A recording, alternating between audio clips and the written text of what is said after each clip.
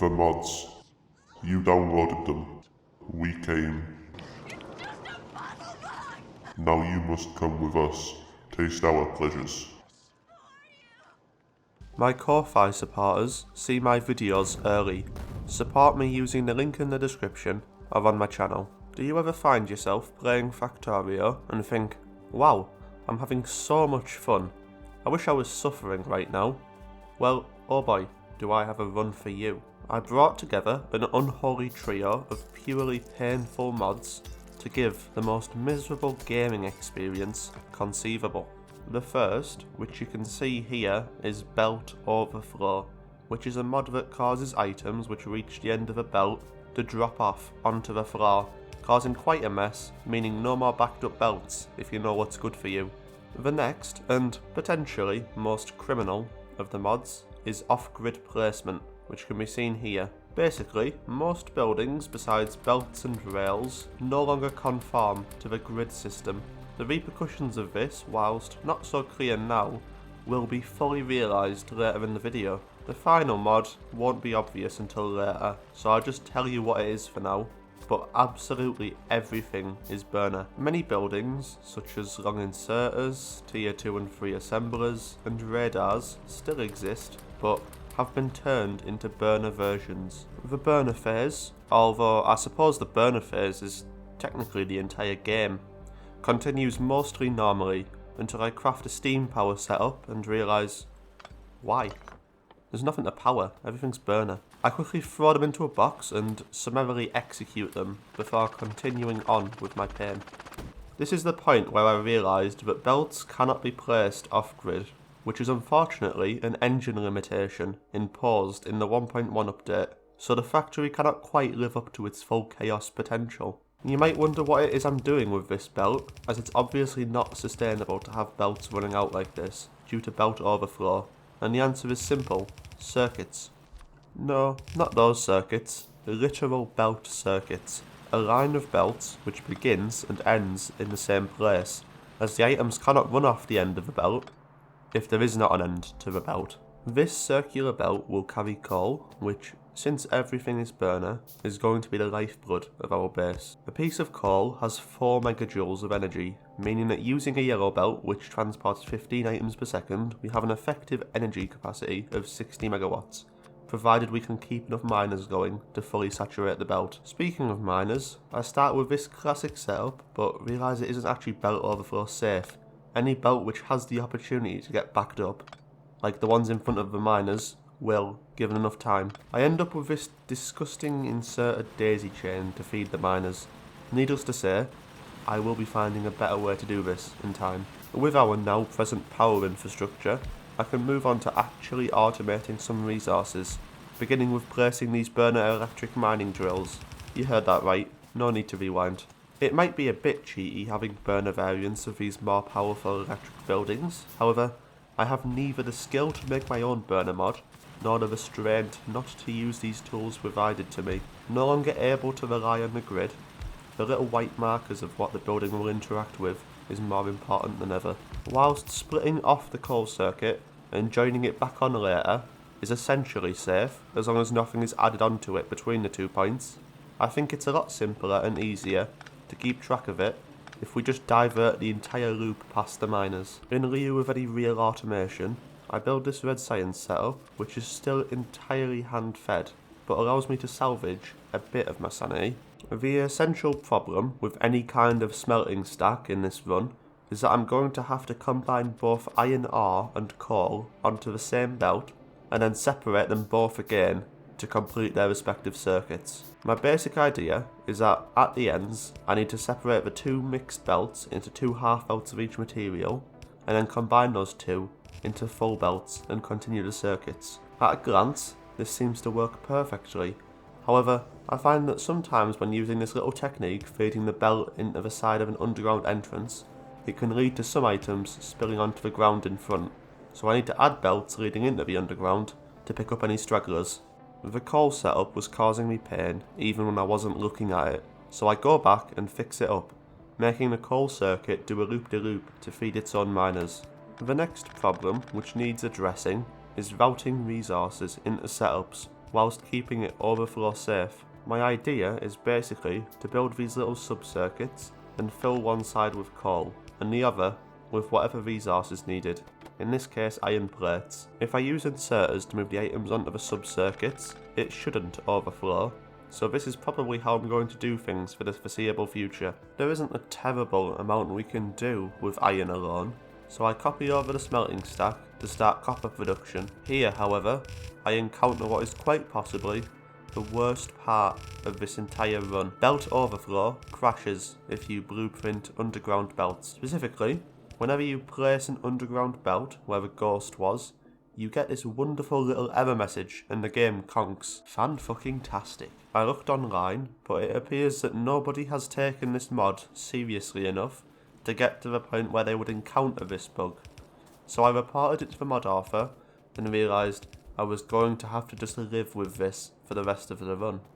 Ultimately, I just built the thing freehand. Whilst it might appear momentarily that the belt on the right is meant to have copper on it, it does not. That's our coal circuit, which means that something is spilling somewhere. I, being naturally slow, take more than a moment to realise this. In a normal base, some belts getting mixed is a small affair, but the combination of belt overflow requiring belt circuits and the burner mod meaning that coal needs to go literally everywhere means that given enough time, a spillage like this will be proliferated to quite literally every corner of the factory, which you will see better with some later spills. I fixed the issue, which ended up being because belt overflow is a little bit jank, and a belt running into the side of an underground like this, even if it shouldn't back up, will sometimes overflow anyway, which was ending up on the coal belt. My solution is just to have a belt before the underground entrance. For the issue of the copper already on the coal belts, I just added this little loop to siphon the copper off as it comes past, hopefully stopping it from clogging up the base too much. Anyway, with both iron and copper on belts, I can look at automating red science. I would suggest, for your own mental health, not looking too close at the trickery I had to do to get the iron gears onto this belt. Thinking this base was going to be a bit more permanent than it actually ended up being, I cleared out a space up to the top right to build a big science setup which can handle 6 sciences. In retrospect, if I had finished the entire game using belt circuits like this, it might have been more enjoyable than what I actually ended up doing. I end up with this dandy little repeatable design. It's such a shame it ended up going to waste. Talking about my future plans, it's about time I explain them. As with all Factorio runs, it's going to involve trains, so I'm looking at getting green science automated. Due to the burner mod, its recipe is slightly more complicated, thanks to electric inserters not existing. Instead, it requires a belt, a burner inserter, and a green circuit. The idea of how something like this needs to be built begins to crystallise now in my mind, leading to some slightly less nauseating setups. The extra steps to perform simple tasks were certainly fun to overcome, but definitely not sustainable. It sort of creates its own brand of spaghetti. Perhaps we can name it SpaghettiOs? Whilst hooking up the green science build, I go to connect a loop for the science belt itself and come back to find that I had placed an underground belt backwards. What would, in a normal run, be an innocuous mistake is made slightly less innocuous as the items spill everywhere, polluting surrounding belts. Once it is connected, I can finally get around to that plan I was talking about earlier. Due to the nature of the run, it's more effort than it's worth to automate most buildings. However, things like rails and later belts will be quite important, so I'll get that done first. To do everything I want to do, I'm going to need more power. There's a lot of coal patch here, and we aren't utilising nearly enough of it, so I set to work expanding the mine. Of course, before I can do anything, I can't be letting the coal belt back up, so I need to place a bypass to make sure the circuit stays completed. I then tear down the old setup and build a series of chicanes so we can both output and fuel our miners from the same belt. After placing them all, however, I realised I hadn't left a belt to fuel the very top ones, so I had to participate in even more chicanery to make it work. Now, to get rails, we're going to need a couple resources we haven't yet started producing, namely steel and stone. Thankfully, steel is as simple as another smelting stack, which I run my iron plate loop through. For the stone, I just build a little loop and load it straight onto a sub loop, as rails are the only thing I'm going to need it for currently. In the middle of setting it up, I get distracted and go and automate belts instead. I wanted red so that I could upgrade my smelters to steel furnaces, but as you will soon see, this is going to cause a bit of a problem. Back to rails, I initially built this forgetting that you need to actually turn the iron plates into sticks first, so I had to do a bit of redesigning.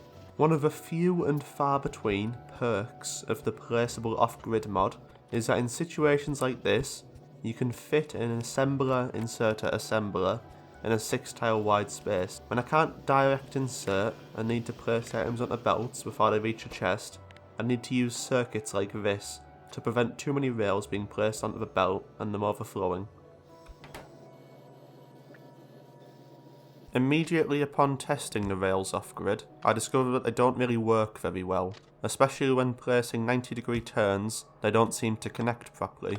I quickly craft up some engines so I can place a train on it and see if it works. It did not. So it is with great disappointment, sadness and heartbreak that I have to go into the mod settings and deactivate rails from off-grid placement. When I go back in, they at least seem to be connecting properly. With all of these rails, I need something to do with them, so it's time to go and explore to discover new resource patches. The most important thing to find is coal, so naturally I find very little of it, and the stuff I do find is placed quite inconveniently. I won't be placing all of these rails by hand, obviously, so I get pipes automated to prepare to start oil processing and eventually get bots. Little did I know just how much suffering these little hollow metal cylinders would cause me. Anyway, iron production is starting to stretch thin, so I begin the process of upgrading it, first by making the iron ore circuit into red belts. This causes a problem, because when I upgrade a fully saturated yellow belt, it becomes a fully saturated red belt, and all of that iron can't get off the red belt fast enough, as it is rate limited by the yellow belt in front of it, backing it up and causing a spillage. I figure out how to prevent this later when upgrading the iron plate belt, but for now, we just have to deal with it. Before I upgraded the furnaces to steel to actually make use of the extra ore throughput, I decided to get to work on the comically large chicane I was going to need to fuel oil extraction, as it will probably take minutes for the coal to make the journey there and back. You will start to get an idea now of quite the trouble pipes are going to cause me in this run. If you drag pipes, you can end up actually placing 2 pipes in the same tile, which means they won't connect to each other, so every pipe has to be placed carefully, using the placement image to ensure that it is actually connected. To make it even worse, underground pipes work with strange rules related to the tile grid, meaning that connecting them without knowing exactly where in the tile it is an absolute crapshoot. Once I power up the pump jacks, it is much easier to see where the disconnections are, and I can go through and reconstruct the pipes so everything is actually connected. The trouble of such a large detour is that whilst the coal works its way around at a crawling pace, there is none left to feed the rest of the factory, so it slows to a halt. Once the coal has made its way back, I quickly set to work better exploiting this iron patch by adding enough miners to actually fill the red belt. Replacing the furnaces is not easy thanks to off-grid placement, as due to how difficult it would be to place a building in the exact same position as the old one, which is required to upgrade it like this, I have to pick up the old one and then place the new one. I can now get around to bringing the oil down near my base, which is actually quite easy compared to the hell that came before it. I get distracted before I can start on actual oil processing and go to upgrade the iron plate circuit to red belt. The key to doing this, if you were to ever for some reason submit yourself to this pain, is to start from right before the resources are inserted into the loop and work backwards, so that the incoming resources always have enough room ahead of them and don't overflow. Anyway, back to the oil setup. Yay! I quickly encounter some more issues with underground pipes. As you can see, it will either connect to the other underground pipe, or to the normal pipe I want it to connect to, but not both at the same time. This is because of something to do with its position on the tile grid, but me not knowing that yet was just left a guess. Eventually, I give up on building a good oil setup and resolve to just create an oil setup. So to begin with, we just have a single refinery. The piping for this sulfur setup is the poster child for the pain in the arse, which is fluids in this run. I throw together some more refineries and a little plastic setup, and with that, we have all the resources necessary to hand feed Blue Science up to the much cherished bots. Although hand feeding is usually sin, I think it is mostly excused if it is in the pursuit of bots, as especially in a run like this, the effort it will take to hand feed 400 Blue Science is probably less than it takes to actually automate Blue Science. But although hand feeding is absolutely an instrument of suffering, I don't think it is quite of the calibre you came here to see. Something which might be worth your time is the iron ore which has been gradually leaking onto the coal line due to this, for reasons I don't really understand, non-overflow safe portion of the iron smelters. I try to gradually bleed it off using some smelters pulling directly off the coal line, but any that has found its way onto the sub-circuits are going to be there forever. The issues with the coal line do not end with contamination, however, as coal is a finite resource, and bit by bit those miners are running out, decreasing our energy capacity. To solve this, I plan to supplement it with solid fuel from our oil setup. As you can see, I have an absolutely terrific amount of fun trying to get all of these pipes connected to the chemical plants. Here is a small amount of hand feeding, just to show that I am actually doing it, and didn't end up just spawning Blue Science packs or anything. Soon enough, I get all the resources I need and can get around to setting the science packs themselves to craft. Whilst I wait for them to craft, I set off to explore, preparing for the next stage of the game. When coming across a coal patch like this, I build a loop of miners to infinitely mine coal and pull some off to fuel this radar so even more exploration can be done in my wake. I repeat this at a couple more coal patches to get as many new resource patches uncovered as possible. However, thanks to the fuckery of off-grid placement, these miners, which are pretty clearly emptying into each other, are not as far as the game is concerned, which ends up killing off this radar's fuel supply, so I need to come out and fix it. By now, the necessary researches for bots were finished, so it's time for some advice.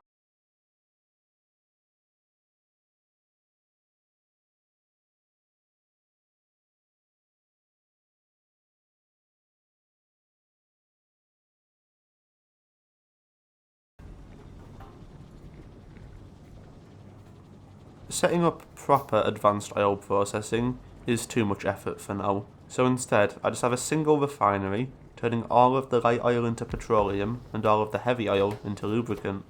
I set up some messy hand-fed batteries and electric engines. I slowly fill up my modular armour until eventually leaving only 2 Roboport-shaped holes, for which I was waiting on a lot of batteries. Whilst I wait, I realised I never actually connected water to the light oil cracking, so I end up turning it into a solid fuel production to help with our dwindling power supply. Eventually I get my 2 robo-parts, and naturally the first thing I do is throw together a rail blueprint for the run. I feel like for a run like this, a tile-based system isn't right, so I'm going with just some basic shapes and no grid snapping. Originally my plan for the final base was going to just be a massive hand-feeding operation to get the rocket, reminiscent of Michael Hendrick's 100% Evolution series, but I thought a semi-functional train base might be a bit more satisfying. Emphasis on semi-functional, of course. If I am going to build a train network, I'm going to need to find some way to get the pesky cliffs out of the way, so I automate explosives, barrels and grenades, and resolve to handcraft cliff explosives rather than trying to find a way to bring them all together here. I shouldn't need too many anyway. The basis of a burner base is of course its coal supply, so I head out north to build the first coal mine to connect to the train system. Naturally, I forget about the problem with underground belts whilst building the balancer and paste it down, resulting in a crash and me losing almost 15 minutes of progress. Now, my autosave interval is set to 15 minutes, so if I had placed down this thing only 5 seconds later, I would have only lost seconds of progress. I got soft locked and had to reload the 15-minute autosave anyway, knowing my luck. I again do some sleuthing online to see if anyone else had encountered this problem, but ultimately, I just decide that it's something I'm going to have to live with, and drop my autosave interval to 5 minutes before putting the run down for a few days. I return later, ready and raring for the sweet, sweet suffering. I don't make the mistake of building over the blueprint of the balancer, instead pasting it off to the side and transcribing it by hand. From the 3 belts, 2 of them go to fueling trains and the other one goes around and fuels all the miners. In the absence of electricity, these trains are essentially the power lines of the base. It quickly becomes apparent in my brain that I cannot in a million years be fucked to figure out how to insert resources into trains, so I decide to just direct insert instead. Terrible idea, heed my warning. To power the miners, I end up using this little sinusoidal belt pattern to feed both sides, whilst only being 2 tiles wide, as taking the extra tile to use a straight belt actually takes up 2 more spaces, due to how rail snapping works. I needed a way to get both sides of the coal belt saturated, whilst still maintaining the loop. And what I end up with is kind of ugly, but even the slightly different design I end up using everywhere else isn't much better. Immediately upon placing down my first train, I discover a problem. The placement rules for whether a miner can directly insert into a wagon are weird, and it appears that the miners were actually a little bit too close to the wagons to actually insert into them, which wasn't a problem I was foreseeing having. I do eventually get all of them working, but it's not clear how I'm going to solve this going forward, besides just placing a train down and testing. I start demoing furnace stack setups using steel furnaces, but quickly realise that there is no easy way to fit more than 2 per wagon, and if I'm going to do that, I might as well get electric furnaces so I can utilise the module slots. I start researching them, but there isn't enough blue science left kicking around, so it's back to the hand-feeding grindstone. Look at those labs grow. Of course, the whole point of using electric furnaces is to use speed modules, so I get a little hand-fed setup for them too. There is an argument that it probably might have been easier to just automate all of this instead of hand-feeding, and my rebuttal is to just look at the rest of the base. Is there really enough soul in a human body to submit oneself to such suffering? Back at the train base with our burner electric furnaces and speed modules, for a not insignificant amount of effort, we are rewarded with half a yellow belt of throughput. We're going to need like 10 of these to get 30 SPM, which is the bare minimum to get anywhere with any sort of pace. For the moment, I settle on just 2 of them, and once there is some production going, I can come back and add more. Once the iron ore trains arrive, we can see that it at least works, but I somehow managed to forget an entire row of inserters to fuel the output inserters. Now all there is to do is copy down the same thing for copper and, of course. It's almost funny that the most painful part of the run was the bit that I didn't even intend. This time I blueprint it a bit more carefully, ensuring that I didn't catch any underground belts. Something I found out later is that it's actually okay to blueprint over an already placed underground belt, so eventually I'll figure out you can just place the undergrounds and then blueprint everything else. I get part way through building the copper smelters, but then realise there isn't really much point without a copper mine to provide for them, so I decide to go and do that instead. I also realised that this design for the coal pickup isn't overflow safe. These splitters need to be set to prioritise outputting onto the belt, otherwise they'll try to push to the other side with no belt and end up overflowing. At this point, I'll admit to getting a little bit bored, so I just decided to see quite how big a pile of resources I could make if I left the belts to overflow. Unfortunately, there does appear to be an upper limit. Of course, I get distracted before even starting the copper mine, and end up setting up the steel smelting, which is again identical to the other 2. Then it's stone bricks, something which I won't even use for like 6 hours.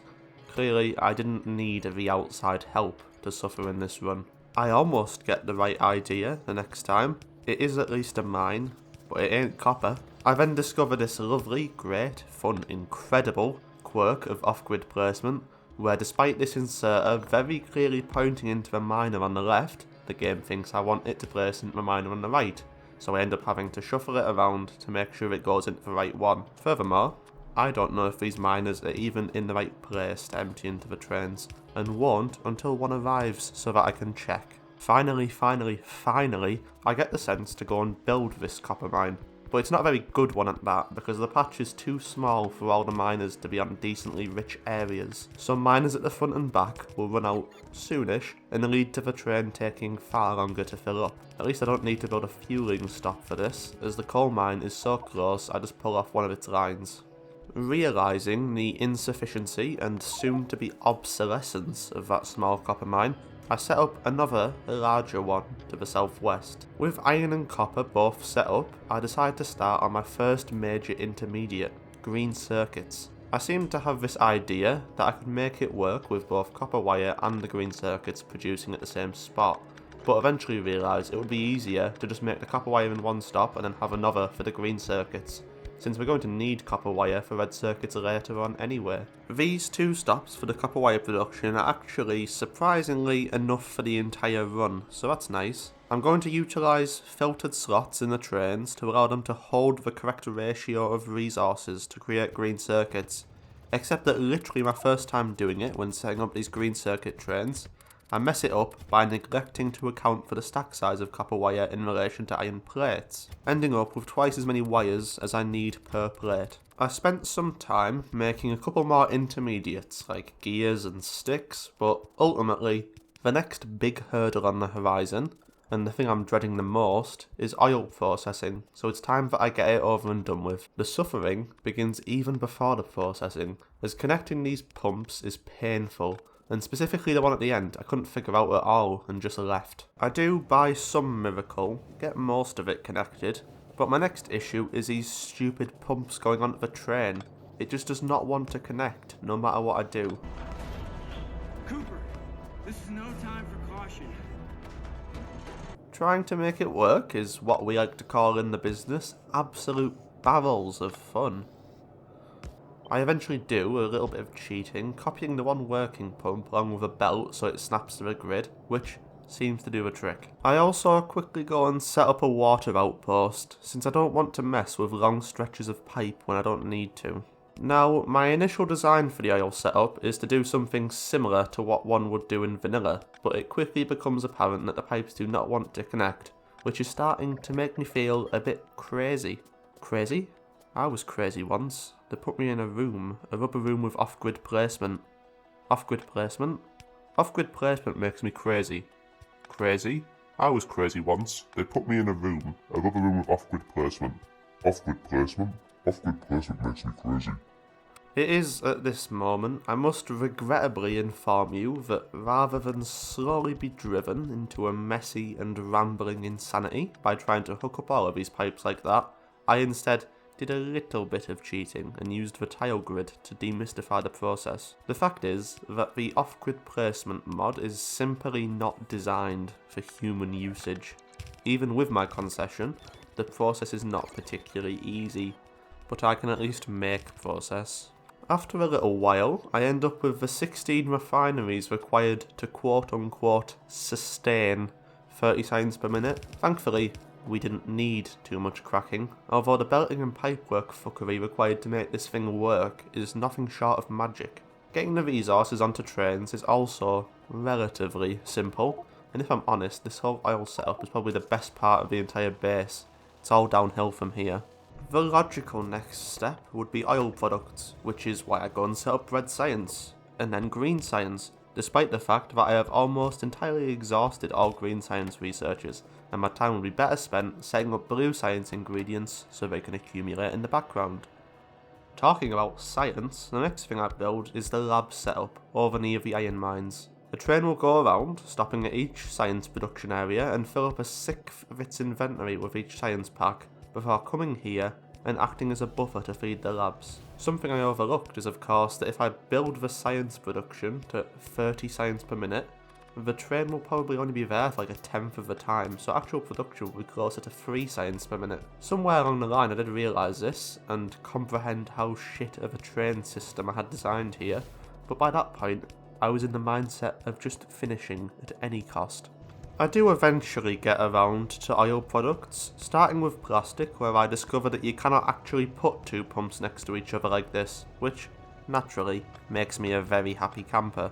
Ultimately, it wasn't the end of the world, as a single chemical plant per train with full speed modules was enough to satisfy demand. However, it just means that the massive cargo capacity of the trains will take that much longer to fill. I quickly sort out sulphur too. You'll just have to forgive me for not going into detail on some of this. Even just scripting this video is slowly draining my will to live. I had a bit earlier in the script where I was going to explain the train system, but I ended up removing it. It's so terrible that I'm genuinely embarrassed to show it, but the consequences will reveal themselves soon enough. I would also like to remind you, once again, that with red circuits and engines still not automated, I am going back every hour or so to hand feed a load for my speed modules and trains. I head back over to oil once more, and it's time to set up lubricant and sulfuric acid, and with that, I'm ready to go and crack through all of these sciences. First of all, I'm concerned that my 120 megawatts of coal isn't going to be sufficient, so I build another patch to supply another 2 fuel trains. I can then set up red circuits, so at least I won't need to hand feed them anymore. To keep up with the copper demand introduced by them, I double up our copper smelters. I get a bit ahead of myself here, as I set up stone ready for purple science before I've even finished blue. I do quickly get back on track however, and get around to engines, and again get distracted this time, expanding iron production before I can just finish the damn science. You've met the unholy trio of pain, which were meant to be the main challenge of this run, but there is another. My Gen Z Subway Surfers Family Guy clips attention span. At least I figured out how to blueprint without crashing by now. I head out far west to take over a massive iron patch, which will provide for all of this new production we introduced. Weird tree-like train routing included. With it completed, that should be all of the iron ore production we're going to need for the rest of the game, but that isn't going to stop me from making another one later, to procrastinate dealing with my factory. Finally, I get around to building those blue science assemblers, and am now free to start working on my next science, purple. The order in which I do the remaining 2 sciences isn't too important to me, as I'm only doing the ones which are required to launch the rocket, but I think that purple is easier, so I choose that.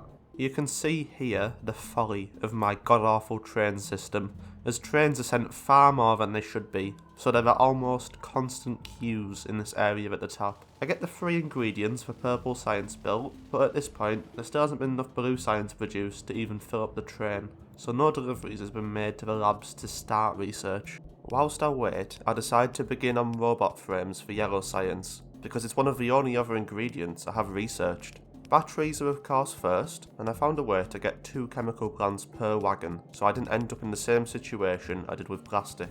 Next up was electric engines, which was mostly the same, besides for obviously a different pipes layout due to the needing assembly machines rather than chemical plants. I finally put down the robot frame assemblers themselves, and there is probably the second most complicated science ingredient in the game, solved with nothing more than brute stupidity. Some blue science finally finds its way through to the labs, so the next thing for me to do is build purple science production. You probably feel like my commentary has started to break down in the last few minutes, and the fact is simple. I hate this run, and I hate talking about it.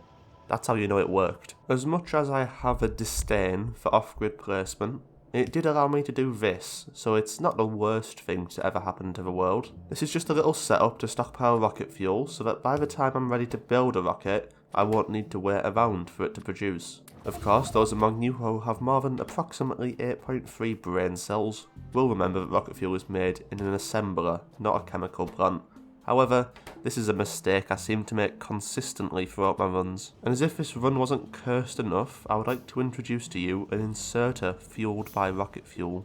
Of the 2 ingredients left for yellow science, blue circuits are the easiest, so I go with that, since I can just copy the electric engine design. I do manage to not copy most of the inserters however, so I still have to place them down manually. I do jump the shark a bit here, placing down yellow science production before we even have LDS. I get the LDS soon after however, and now it's only a matter of time before victory is mine for the taking. The only thing standing in my way is my own damn train system, as massive deadlocks like this are becoming more and more common. Although it turns out this one was caused by me forgetting to set a train limit on the water station, which I can solve quickly and everything starts moving again. Not to continue to beat the dead horse, although I am absolutely about to, but this train system is so exquisitely shit that I'm starting to have to manually shuffle trains to get them to actually pick anything up. Due to my terrible design, it isn't often that the input and output trains are there at the same time, so there isn't a lot being done. Fantastic. The only thing that kills me in this run is trains. So in the end screen, if you look at characters killed, you'll be able to see how many times that's happened to me. Anyway, after a lot of hand feeding and micromanaging, we are starting to get a bit of research done, but it's taking its damn time. I do eventually get about enough yellow science scrounged together to finish this rocket research. See the timer on the top left to understand it wasn't as easy as I make it out to be. I get my burner rocket silo placed down and fill up some chests with LDS and rocket fuel, since I'd stockpiled enough of them over the last few hours. The problem now is that my circuit situation is very bad, so the RCUs are going to take a while. I'm not mentally prepared to tell you quite how much pain and effort this took, so you can just watch while I tell you a little joke. There used to be a bloke I knew, and he worked at a train station near me. He was a train conductor, so when a train stopped, he would patrol the platform, and once all the passengers who wanted to board had boarded, and all the passengers who wanted to disembark had disembarked, he would blow his whistle and the driver knew to shut the doors and set off. Now, he was quite new at the job, and one day he wasn't paying enough attention and blew his whistle whilst an old lady was boarding, and the driver shut the doors, cutting her in half. As things go in such a situation, the police were called and an investigation was launched into how exactly an old lady got cut in half by a set of train doors, and it was found that the train conductor's fault, so he was taken in for questioning. After questioning and calling his lawyer, he eventually found himself in front of a judge in court, where he was found guilty of murder and given the death penalty. After a few months, the guards visited him and told him today was the day, asking him what he wanted as his last meal. He said he wanted a plate of raw spaghetti, so they brought it to him without questioning or judging him, and after eating an entire pack of raw spaghetti, he was taken and strapped down to the electric chair. The executioner pulled down the lever, which should have sent 2300 volts of electricity at 9 amps coursing through his entire body, but remarkably, he lived. The executioner checked all the dials and connections, and by all means he should have been dead, yet there he was, still alive. So the executioner unstraps him and says that clearly this is an act of God and lets him go. And with his newfound freedom, he only wanted one thing, to prove to them that he could conduct trains. So he gets a job on the other end of the country, where no one will recognise him as a train conductor, and goes back to his day-to-day of blowing his whistle to signal trains to set off. It does not take long, however, before he again blows his whistle too early, cutting a young fella in half as he disembarked late from the train, leading to a slightly shorter investigation into an even shorter trial, leading to him right back in death row, at the same prison he served in last time. A few months later, the guards come to him. Today's the day, they say. What would you like as your last meal? The man thinks for a moment and then says, raw spaghetti. They bring him his raw spaghetti, he eats the whole pack, and then take him to the chair. Just like last time, they strap him down, taking extra care to make sure everything is connected properly, and the executioner pulls the lever. Nothing happens. The executioner, just a little bit less shocked than last time, proclaims again that it must be an act of God and lets the train conductor go. Owing to his reputation, he clearly cannot get another job as a train conductor, not in this country at least, so he moves abroad to France and becomes one there. This time, it only takes days for him to blow his whistle at the wrong time, accidentally blowing it right at the busiest point, chopping 4 separate people in half. Naturally, he is arrested, and after a lengthy court case, sent back to the UK to be executed. Days after his arrival, the guards come for him, and ask him what he wants as his final meal. Raw spaghetti, he replies, and they oblige. He eats all of it. They then take him to the electric chair, where he is strapped down tighter than ever before, and they turn the electric chair up further than it was designed, and pull the lever. He feels a little tingle in his chest, but beyond that, nothing happens. The executioner, exasperated, says, "Alright, smartass, how are you doing it? Is it the raw spaghetti?" The train conductor simply looks up at him and says, "No, I'm just a bad conductor."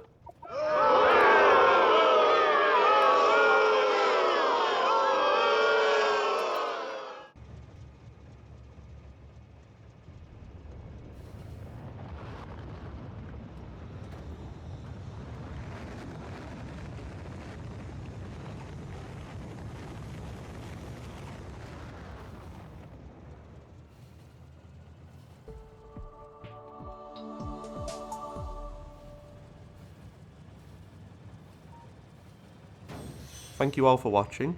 A super special thanks to my Ko-Fi supporters: Zakakaquack, Acrid Arsonist, Dragonium, Arome, Watcher, Mockafet, Scovey, Greeny Scod, Dick Dastardly Enthusiast, Stefan Ball, Nathan14321, Dr. Ducklumps, Shrunk Hoovy, Leo, Das Tom, Thomas, Foxtrot 9000, Moon Runes, Michael Shoning, Justice, Promoron, Hey1121, Sukares, The Fiendish, Ion Burger, Niche Dev, and Pubic Tuft.